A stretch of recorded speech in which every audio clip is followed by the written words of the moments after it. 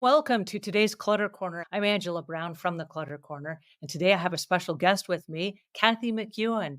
And she is a certified professional organizer, and she's the previous owner of a multi six-figure home organizing company. She's a mom of 5 kids, and she has a podcast called Organize for Success. Please help me welcome Kathy McEwan. So, Kathy, how are you today? I'm doing great. Thank you. Thanks so much for having me on. Tell us about compulsive buying. What are some of the risks that people can get into without realizing they've gone down that trap? They could end up with a lot of stuff and end up in debt. They're spending more money than they need to. It's overwhelming. I've had clients where I've walked in and the thing that happens is you get excited when you buy. And it's only when you buy that at that second, when you put it in your cart and you buy, that's when it's the most exciting, but not when it's delivered necessarily. Because I've had people where I've gone into people's homes that were shoppers and they hadn't even unpacked the bags yet that they bought. The parcels were still in a corner. They hadn't even opened them yet. So that tells me it's not the item that you were so excited to receive. It was the thrill of buying but that thrill ends up going away after for a lot of people. So what I usually recommend is that if you're on online shopping, for example, that you see something you really like, you can keep it in your favorites or even in your cart, but I wouldn't buy it. I would not buy it until another 24 or 48 hours and see if by then you've changed your mind. A lot of times people have. They change their mind. They realize later, "Oh, I didn't really need it." But at the moment, it was exciting. They thought they did. Well, and I'm glad you bring that up because I am a victim, just like everybody else, of online purchasing because it's so It's convenient. easy. And in the back of my head, I have a rule. It's a 21-day rule that I know I'm going to go through different biorhythmic changes and I'm going to be in a different mood 21 days from now. But one of the things that I really wanted, and I just got my mind set on it, like I got to have, is this little tiny light bulb with home security camera on it. And it screws into a regular light bulb holder. And I thought to myself, because I do a lot of YouTube videos on how to clean and stuff, instead of me going and getting a camera and setting it up with a light or whatever, when you walk into a room and you start tidying up or cleaning something, the light comes on and it starts filming you. So I got in the back of my head, I'm like, I gotta have one of these. So my first inclination was to jump online and to buy one, right? And in my head, it was cool. And I think this is also a trap we get in where sometimes we think something is maybe cooler than it is. So I put it in my cart. I'm like, "Oh, I'm going to buy this. But I had the 21-day rule. So I held off and I held off and I held off.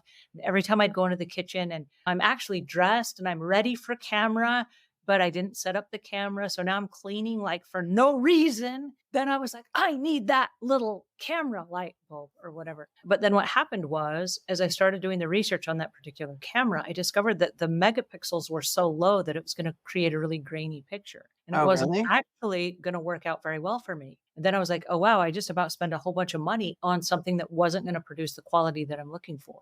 So I started doing some research and what kind of camera does that? And there are lots of online videos of people that have done comparisons of different cameras. And when I got done, I was like, all right, it was a really great idea, but not so great as far as what I'm looking for because the resolution just not quality enough that you'd want to put it like on YouTube or something like that. It was just to let you see if somebody broke in your house or whatever is what I think it was really designed for. You're not going to believe this, but I actually bought one of those. Do you love it? I haven't used it yet. Oh, So wow. here's a classic example of me. I don't normally do that, but it's something with me and technology. I freeze. So I bought it thinking this is going to be really good for when I'm doing my videos. And Mhm. I still haven't tried it yet. So I'm going to have to research it and see if I should have done what you did and waited and researched it. I checked the reviews, but that always doesn't help either. So, Here's what I ran into when I started doing that search. I ran into like really fine print on one of the things that said you can't use this with the 5G network. It has to be a 2.5G network. uh, And I was like, I'm pretty sure I upgraded my 5G networks. I'm pretty sure that's what I'm on. And so if it's clicking on and it's running off of the internet or the smart home system and it's on a different wavelength than what my service does, is it going to work? Which mhm. then drove me to another product. And then I started looking at the end quality of the other products. I did end up spending way too much time on this particular thing, but in my head, it made sense. Right. And sometimes I think we fall into that trap where it makes sense in our heads, But Mhm. then, like you said, you buy it and you're so excited about it. You put it Yep. in the cart, you get the dopamine high, like, yes, bought it. Yep. And then the technology eludes me and you get it home and you open it up and take it out of the box and it says, oh, you have to download an app. And then you have to scan something and the app has to activate it. And you're like, I'll do that in a little bit. And then you never get around to And doing I it. forget Right. to do it. Yeah, I know. I don't do that very often, but I did do that. So when you were talking about it, I was like, "Oh gosh, guilty here." Well, but here's the thing though, we all have those things. For some people, it's gonna be a kitchen gadget like a bread maker. They're Yeah. gonna go, "Oh my gosh, that will save so much Right. time." And then they don't actually buy the ingredients to go along with the bread making or buy the yeast or whatever. So they Yeah. got the awesome bread mixer, and in the back of their mind, they're like, "Go buy the bread and the yeast and the flour and all the things you need to make the bread," and they never get around to it. There's this amazing, beautiful unit sitting in their pantry that's taking up space. True. I Yeah. hate that. Share with us, if you will, a story or an experience where one of the people that worked with you had some kind of a transformational experience and they went from wish they didn't to now their life is better. Oh, there's so many. But the one that just comes to my mind now because she actually sent me a message yesterday, so she's at the top of my mind, is one senior lady who had a lot of items. And her thought was, I don't want to leave these to my kids to deal with. That is the best way because your kids do not want to deal with this. I'm being honest here. They don't want to have to deal with it. So for her, we started working with her and she has come a long way. She has let so much go and she's learning how to do it herself. Like she's taking 20 minutes a day or whenever she has the energy because she is an older woman. She doesn't have a lot of energy. So for her, it was extremely overwhelming. She's like, how am I going to do this so that my children don't have to deal with this? And she's come a long way. I'm so, so proud of her. So that's the one that comes to my mind right away. What But I, was it about her that triggered the desire to take action? Because you said she doesn't move around well or she doesn't have a lot of energy. What was it that motivated her to say, I am going to do something about it?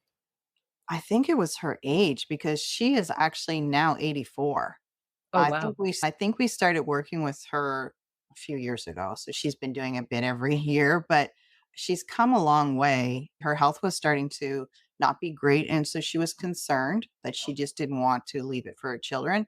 My recommendation is you start that in your 50s. Don't wait until Mhm. your 70s to say, "Oh, I better do something." You can start letting things go in your 50s and 60s. I would always recommend you do it earlier. But for her, I think it was her health and her age that she was concerned about, that she's like, I'm going to have to do something. And she also was tired of seeing so much clutter. She just didn't know where to start.